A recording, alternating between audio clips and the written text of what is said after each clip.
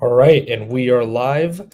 Welcome, everybody. My name is Adrian Carmona from the Varsity Sports Show, and I'm very excited to once again be joining you guys on this beautiful Friday night as we head into the month of November. Glad to be joining you guys for another edition of the Varsity Live Postgame Show.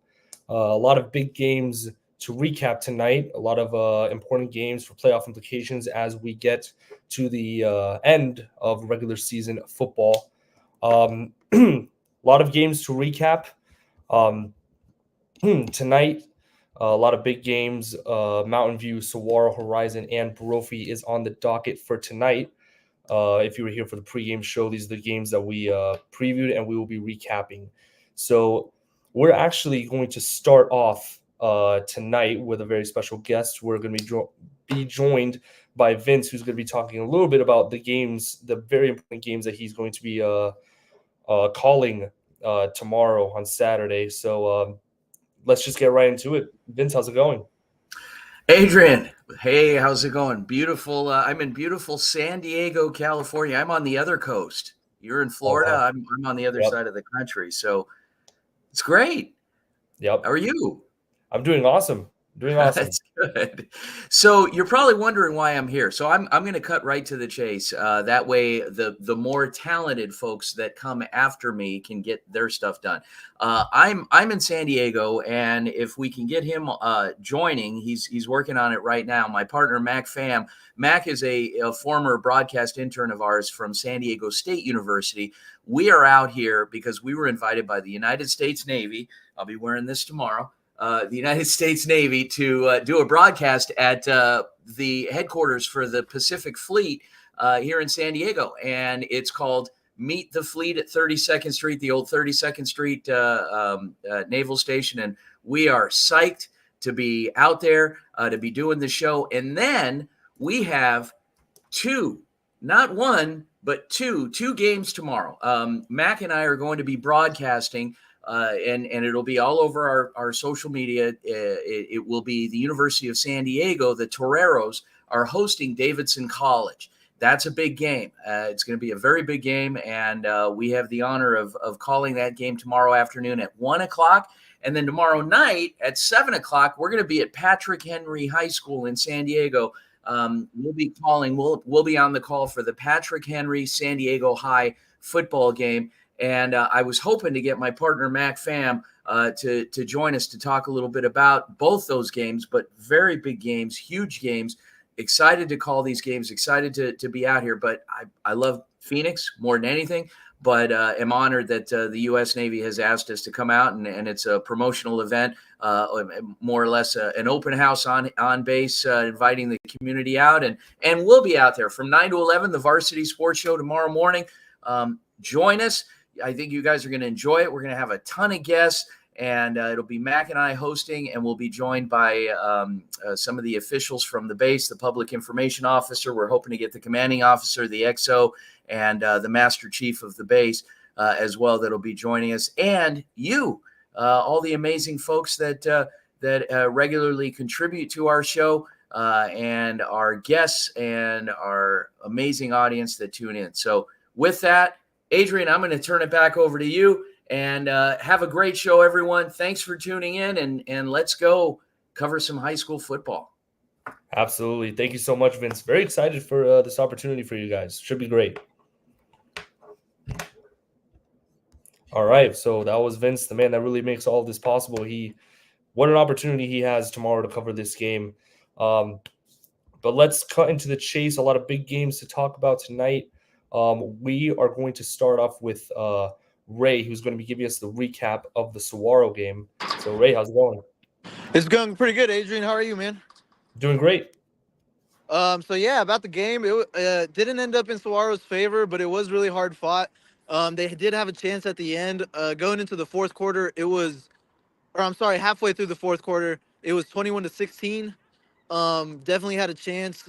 South Point was able to convert some big third and fourth downs to score. Avalar, number 2, had a big run to really kind of seal the game, put it 28-16. But man, for our first time, I mean, me and Griffin, it was our first time watching Saguaro in person. And man, dude, these guys can play. Garrett Martin, great player. Nikolai, oh man, blanking on his name right now. Percupia, I'm sorry, I'm just blanking right now. But like really just stood out to us. Malachi Rivers also had a phenomenal game for the SaberCats, and it didn't turn out the way they wanted it to. It was kind of a rivalry game, described by Coach Kelly that way. Two great, outstanding programs here in the state of Arizona, always competing for that top spot. It was awesome to watch. I'm really glad we got the opportunity, man. Yeah, that sounds great. Yeah, very big game for you guys too. First time watching. Um, but yeah, that's Yeah, awesome. Thank you so and it much, was Ray. yeah. Thank you for having me on, Adrian. Hope you have a great show, dude. All right, thank you. All right, that was Ray with the recap of the Saguaro game. Unfortunately, Saguaro just could not get it done, even though it was a really close game. As we can see, they dropped down to 1-8 on the season. We're going to turn it over for the Horizon post game now. A huge game for them going on. If we get our guest over here. Um, for that post game report. But yeah, a lot of big games going on today as we end, not end, but as there's one more week left to play in high school football. But we are nearing the end. Kind of crazy how that's going on.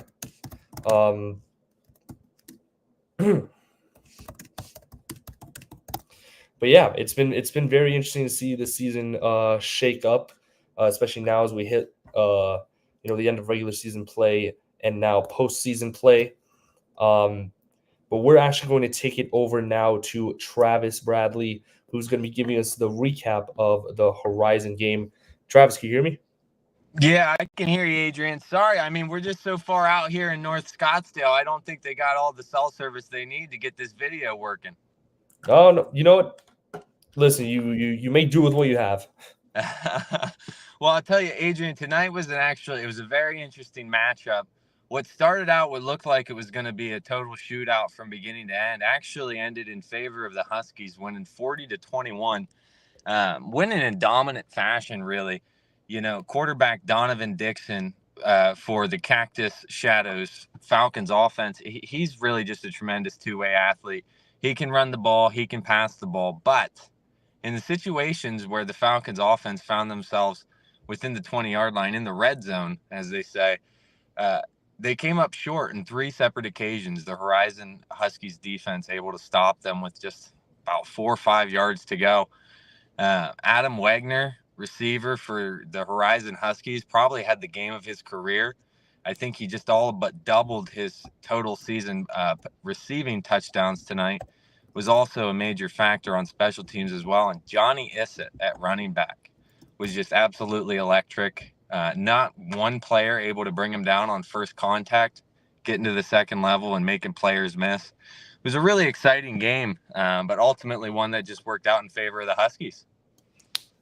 Yeah, absolutely. I mean, I knew in that pre-game show, I did talk a little bit about Donovan Dixon and his abilities, but yeah, very big win for Horizon, especially against this Cactus Shadows team.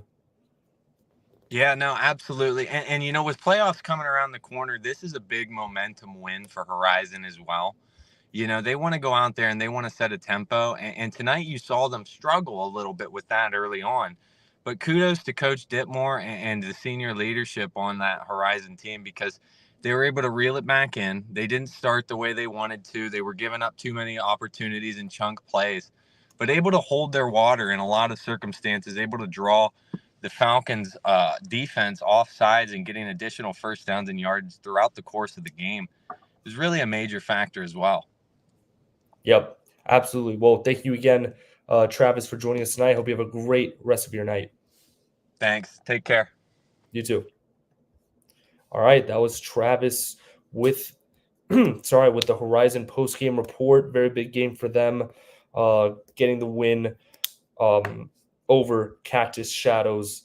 We are now going to go take it over to Roman, who's going to be giving us the post game report on the Mountain View game. Roman, how's it going? Good. How are you? Doing great. Yeah, absolutely. Well, I mean, it was a great game for Mountain View, at least over there in Laveen, Arizona. Mountain View spoiled Cesar Chavez's homecoming night. It was a 50-0 blowout on the road for Mountain View. I mean, they're incredible. They've only lost one game this season. They went into this one going 7-1, now 8-1 before, obviously, like he had mentioned, that the playoff push for all teams, especially in that 6A division, super competitive. So was really an overall tidy performance tonight.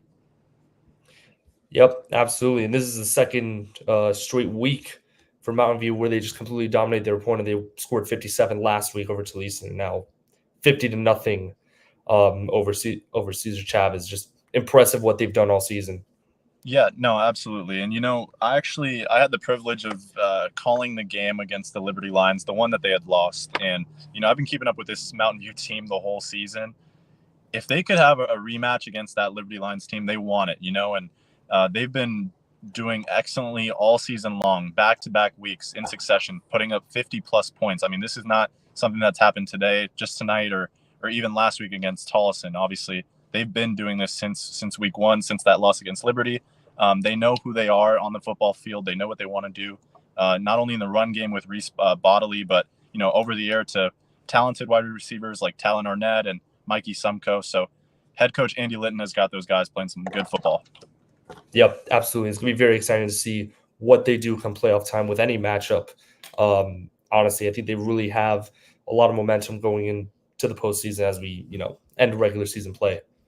Yeah. And, for Cesar Chavez, too, it's a really unfortunate loss. Obviously, it was homecoming night.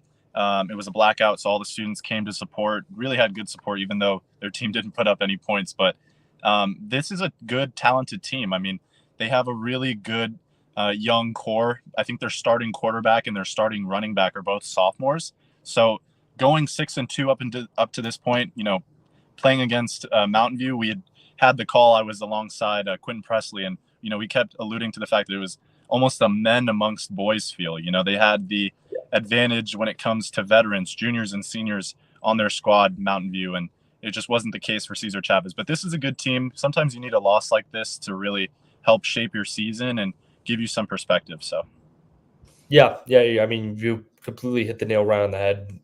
It is a very good team, especially in the run game too. I mean, I know last week they have two running backs go over 100 yards. So, I mean, they have, a good identity. I think they have a good core, especially moving forward. Like you said, a very young team that honestly, they'll be back.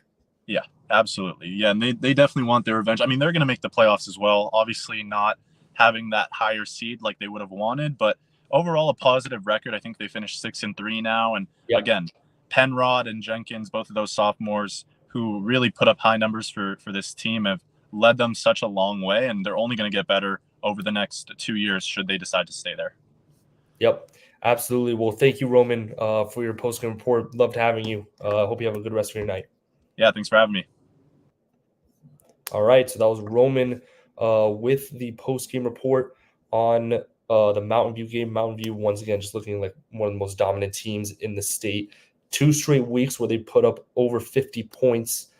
And once again, just such a balanced attack on offense, and they've just been dominant this season as they move up to 8-1 on the season.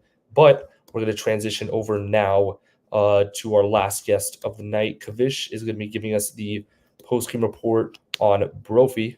How's it going? Hey Adrian, how you doing? Doing great. Yeah, so like we've been talking about, I was just listening to you and Roman. I mean, some crazy games tonight. This game was no different. I mean, Brophy was the number 5th ranked team in the state, and Mountain Point was the 17th. So it was going to be a close matchup regardless. But I believe the game ended 31-24, so very close. And something that was crazy about this game is it looked like Mountain Point was out of the game for like at least the first half before they came back in the second half. But the returns in this game were unreal. Each team had a kickoff return touchdown.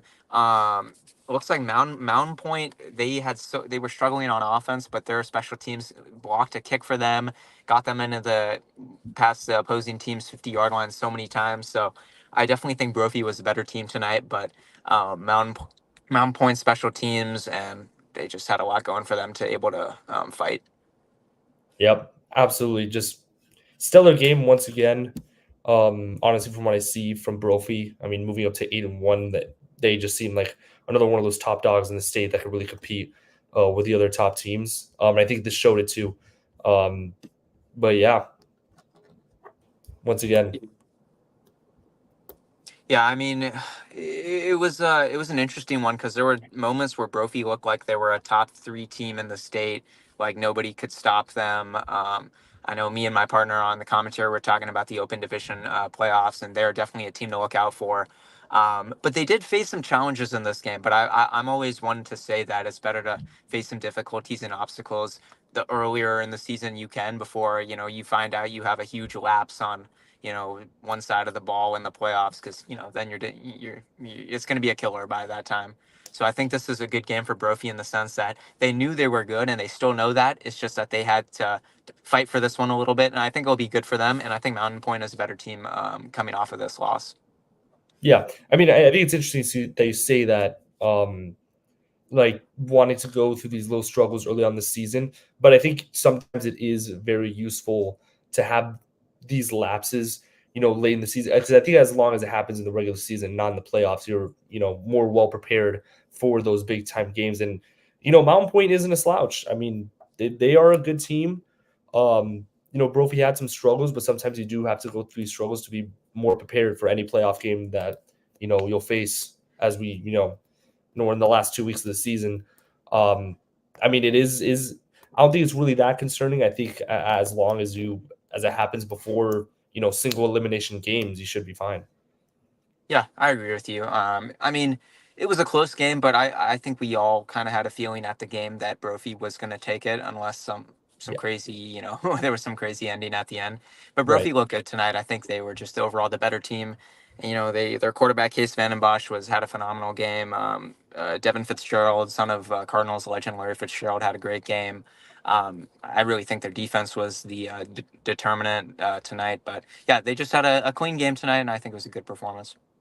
Yeah. Their defense has been playing really well, especially last week too. Held Corona del Sol to just 14. So that defense will be something to look forward to as we get to the playoffs. But yeah, thank you, Kavish, for your post-game report. Hope you have a fantastic rest of your night. All right, thanks, Adrian. You too.